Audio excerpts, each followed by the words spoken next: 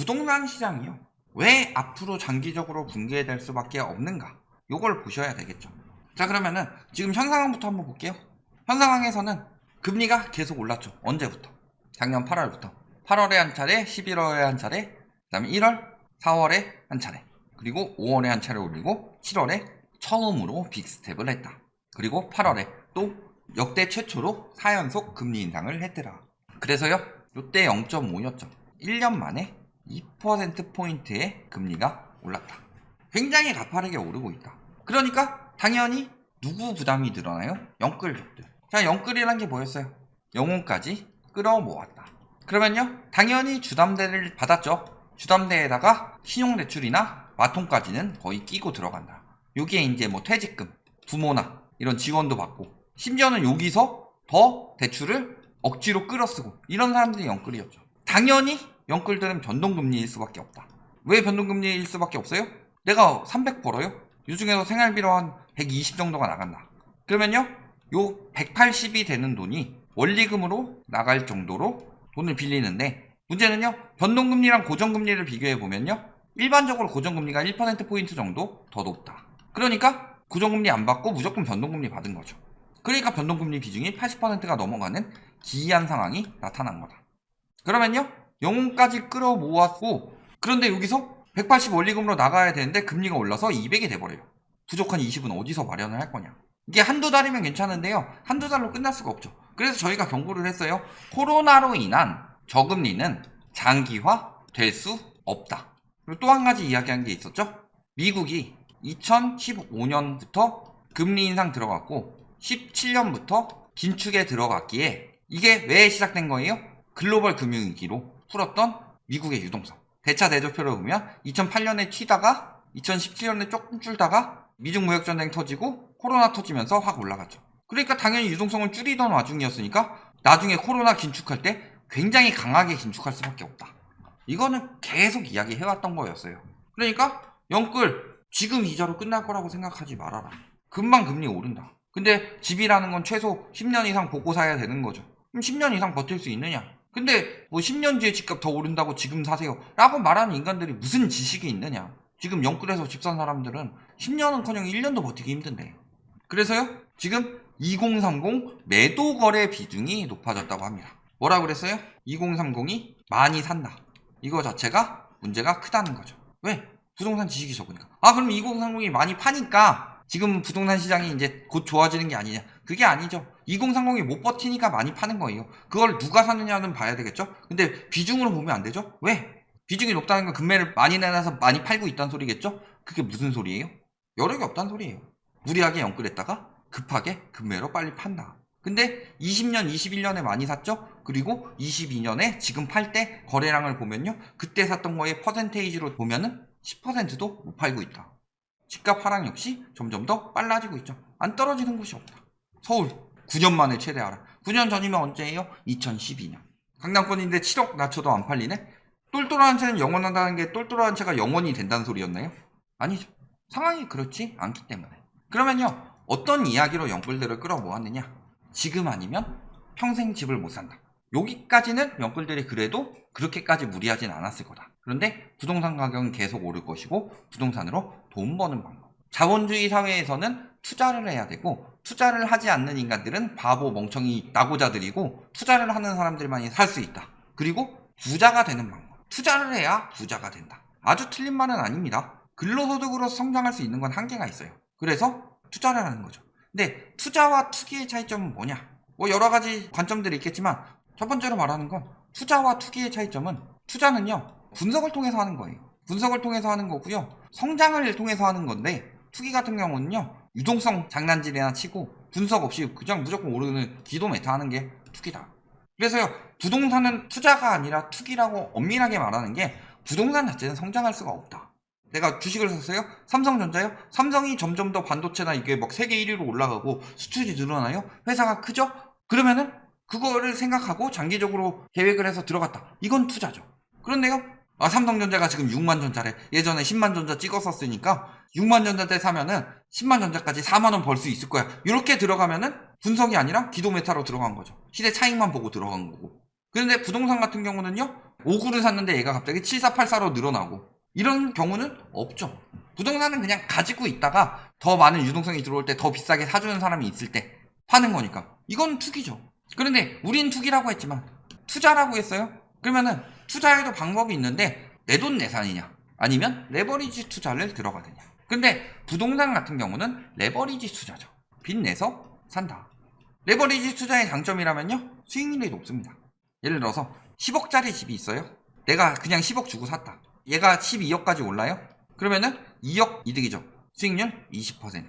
물론 요 계산은요, 얘기했던 그 기자처럼 세금 다 안 빼고, 원래 수익률 20% 아니죠. 이 중에서 세금 떼고 하면 한 1억 정도로 줄어들 텐데 이런 거 제외하고. 근데 만약에요, 똑같은 10억 아파트인데 2억 갭 투기로 들어갔다. 똑같이 12억으로 오르면요, 여긴 내가 10억 해서 2억 번 거니까 20%라면 2억에서 2억 번 거니까 수익률이 100%가 되죠. 장점이 될 수 있죠. 하지만 반대로 단점이 클 수도 있다. 보세요. 주식도 코인도 레버리지 투자로 폭망했다. 전세금만 뺐느냐? 대출 껴서 들어가죠. 문제는 뭐냐면요, 대출을 많이 끼면 손절이 안 된다. 앞에 같은 예시로 볼까요? 예를 들어서 똑같이 10억 원어치 코인을 샀다고 봅시다. 한 명은 그냥 자기 돈 10억으로 코인을 샀어요. 코인 값이 폭락했어요. 2억까지 떨어졌다. 그러면요, 8억 손해를 본 거죠. 자, 10억인데 이 중에서 2억 자기 자본에 8억 대출을 받아서 코인을 샀다고 해봅시다. 2억까지 떨어졌다. 8억 손해 본 건 똑같죠. 그런데 이 사람은 아직 2억이 남았어요. 이 사람은요, 자기 돈 다 까먹고 빚만 6억이다. 그러면요, 이 사람은 요걸 파는 순간 재기할 수 없다. 이 사람은요, 2억 가지고 예를 들어 성장주를 사고 뭐 해가지고 재기할 수 있지만 레버리지로 들어간 사람들은 재기를 못한다. 자기 돈 다 날리고 빚만 남으니까. 그래서 레버리지 투자가 위험한 거죠. 근데 부동산 같은 경우는요, 무조건 빚이 들어가죠. 그러니까 특별히 더 조심해야 되는 거다. 그런데도 언론에서는 뭐라 그래요? 집값은 결국 오른다. 가장 안전자산이다. 안전자산이 뭐예요? 지금 다 실물자산을 안전자산이라고 이야기를 하는데 실물자산은 안전자산이 아니다. 안전자산은요, 변동폭이 적고 그 다음에 인플레이션 해치가 돼야 되죠. 아까 이야기했죠? 이 인간은 건설사 따까리다. 그러니까 뭐라 그래요? 인플레이션이 심화되면 실물자산의 가치가 오른다. 그러면요, 2020년 코로나가 터졌을 때는요, 경제 성장률이 엄청 낮아졌는데 왜 집값은 폭등을 했을까요? 왜 지금 인플레이션이 심각하니까 집값이 떨어지고 있을까요? 부동산은요, 위험자산으로 이미 돌변했다. 변동폭이 물가 상승률보다 훨씬 높은데 무슨 안전자산이에요? 거기다가 주식이나 코인은 손절이라도 빨리 되는데요, 부동산은요, 손절이 잘 안 돼요. 왜냐면 워낙 고가이기 때문에. 그래서 부동산이 가장 위험자산이다. 그리고 막 남의 재산 손해보게 만든다. 자, 여태까지 뭐라고 그랬어요? 부동산 투자다. 부동산 투자에서 부자 되자. 근데 부동산 투자에서 부자가 될 수 있으면 투자는요, 부자가 될 가능성도 있고요, 거지가 될 가능성도 있습니다. 그런데 막 남의 자산이래요? 헐값에 팔아버린 사람, 남의 자산, 이웃들 재산 이렇게 다 깎아먹고. 되게 웃긴 게요, 8억에 분양받아 놓고서 15억에 파는, 이게 양아치 아니에요? 저게 양아치지. 8억짜리를 20억에 팔려다가 15억으로 떨어졌는데 그거를 5억 깎았다고 양아치라고 하는 게 얼마나 지식 수준이 그렇고 얼마나 지만하는 이기주의고. 그럼 15억에 산 사람은 엄청나게 손해요. 왜? 남의 재산 7억 더 받아 처먹고 팔고 빠진 건데. 그러니까 지들이 하는 짓거리는 생각 안 하죠. 똥 묻은 개가 겨 묻은 개 나무란다고 하듯이 똥들이 많죠. 동탄 싸게 파는 놈 신고해야 된다. 또 출연해 주셔야 되죠. 레프트하우스. 배 아파서 질투하는 거다. 배 아파서 질투하는 게 아니에요. 니들이 가격을 올렸기 때문에 집을 못 사게 만들었죠. 근데 문제는요, 그거에 대해서 하나도 죄책감이 없죠. 근데 떨어지는 건 나한테 죄책감을 가져야 된다? 말 같지도 않은 소리다. 로우 리스크 로우 리턴이죠. 이걸 안전자산이라고 하죠. 그 다음에요, 하이 리스크 하이 리턴이죠. 이걸 위험자산이라고 하죠. 근데 부동산의 경우는 어떻게 노 리스크의 하이 리턴을 바라냐. 부동산은 리스크가 없대요. 무조건 우상향. 눈에 껴있는 욕심만 살짝 걷어내고 보잖아요. 노 리스크의 하이 리턴은 없다. 이건 자본주의 시장의 기본이다. 리스크가 없다고 말하는 사람은 사기예요. 예를 들어서요, 당신한테 누군가가, 잘 모르는 사람이에요, 내 동생의 친구의 동기가 일하는 곳에 팀장님이 와가지고 당신한테 투자 금액의 연 10%의 수익을 돌려주겠다. 이렇게 말하면 당신은 그걸 투자를 할까요, 안 할까요? 대부분은 안 하죠. 누가 봐도 폰지 사기예요. 그렇게 수익이 나는 게 어딨냐. 그런데요, 집은요, 사면요 무조건 억 단위로 오르고요, 한 2년 있으면은 지금 폭등하고 있으니까 무조건 오르고 억 단위로 돈 벌고 한대요. 근데 왜 그건 믿어요? 눈에 욕심이 끼니까 그 말에 넘어가는 거예요. 거기에 이제 주변에 다 같이 선동하니까. 언론이 선동하고 있으니까. 근데 욕심만 걷어내고 봐봐요. 어떻게 무조건 계속 오르는 자산이 있죠? 이미 그렇게 계속 무조건 오르는 자산이었으면은 서민들한테 안 돌아오죠. 부자들이 다 이미 사서 선점했겠지. 잘 생각해보세요. 멍청하지 않는 이상은 자본주의에서 무조건 오르는 자산은 없다. 특히 변동폭이 크면은 위험자산이고 거기에 황금성이 떨어지는 것을 굉장히 안전자산이라고 믿고 들어가는 것 자체가 멍청한 행동이다. 그리고요, 지금 떨어지는 거 가지고 남의 자산 까먹는다고 하고 있는데 삼성전자 10만 전자에서 6만 전자 갈 때요, 남의 자산 까먹는다고 징징댄 사람이 있었어요? 본인의 투자 리스크는 본인이 감당하는 거예요. 저희는 투기라고 말하지만 본인은 투자라면서요. 투자면 당연히 리스크는 감당해야죠. 떨어지는 장도 있어야죠. 노리스크 하이리턴이 어딨냐 세상에. 추석 후 집값 하락폭 커질 듯. 커질 수밖에 없다. 왜? 금리는요 더 오를 거예요. 아직도 금리가 뭐 내년에 완화된다 이거 아무런 기조 나오지 않았어요. 기조가 본격적으로 나와야 되는데 금리 인하의 기조는 전혀 없고 인상의 기조만 있고요. 인상하고 금리가 만약에 오르다가 멈추더라도 떨어지는 게 아니라 멈추는 건 굉장히 현재 가계부채 규모에서는 고금리다. 당연히 하락폭이 커질 수밖에 없죠. 아까 이야기했죠? 자기 자본 8만 달러 그리고 부채가 2만 달러예요. 그리고 이 사람은 자기 자본 2만 달러에 부채가 8만 달러. 부동산 가격이 폭락하게 되면요, 이 사람은 자산이 없고 이 사람은 자산이 남습니다. 그런데요, 여기서 또 2만 달러 폭락하게 되면요, 이 사람은 자기 자본이 4만 달러가 남는데 이 사람은 빚만 2만 달러가 생긴다. 집을 팔아도.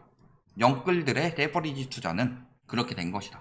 그리고 그 결과는 정해져 있다. 갭투기도요, 빚이 8만 달러에 자기 돈 2만 달러였죠. 이자는 안 내지만 전세 자금 대출을 받고 레버리지를 잔뜩 늘려서 전세를 들어온 사람들이 전세 시장에서 빠지고 있으면서 전세 가격이 떨어진다. 그러면 그만큼 자기가 메꿔야 돼요. 집값 떨어지는 거랑 전세 떨어지는 거랑 이중고다.